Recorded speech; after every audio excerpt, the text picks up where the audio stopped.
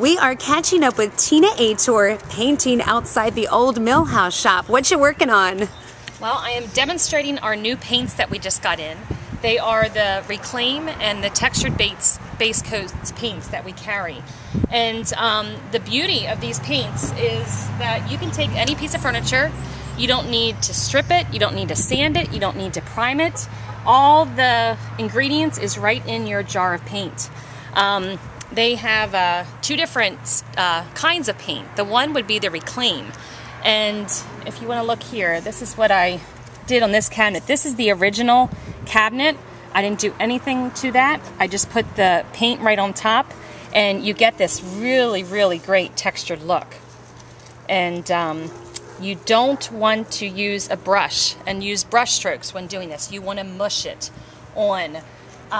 Why don't you demonstrate? Well, what I'm doing here is I've used the textured paint coat in the red, and this has a little bit of a rougher finish. It's a little bit more flat, and it does have a texture to it. But now what I'm doing is I'm putting a chipping cream on top, and you want to just mush that on. And you're not going to do regular conventional brush strokes.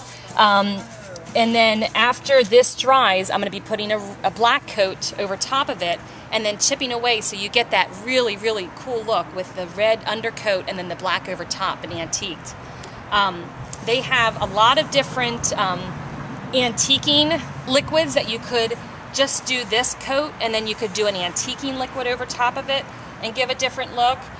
Or you can just leave it plain. That's the beauty of it. You can kind of, there's no rhyme or reason, there's no have to get it exactly, you know, going all the same direction. You just mush it on, and the more you mush, the better it is. And you can also roll it on. If you don't want a super textured look, you might want to get a roller that doesn't have as much of a nap to it, a shorter nap. If you want a really heavy textured look, then you might want to go with a roller that has a little bit more. And the other thing to keep in mind is the bigger the project, the bigger the brush. And really, the paint does all the work for you. It's my kind of work because I don't like to paint. I am not a painter by trade whatsoever.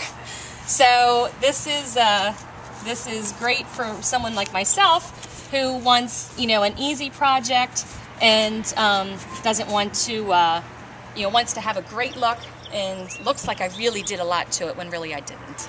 And I assume we can get these paints at the old Millhouse shops? You most certainly can.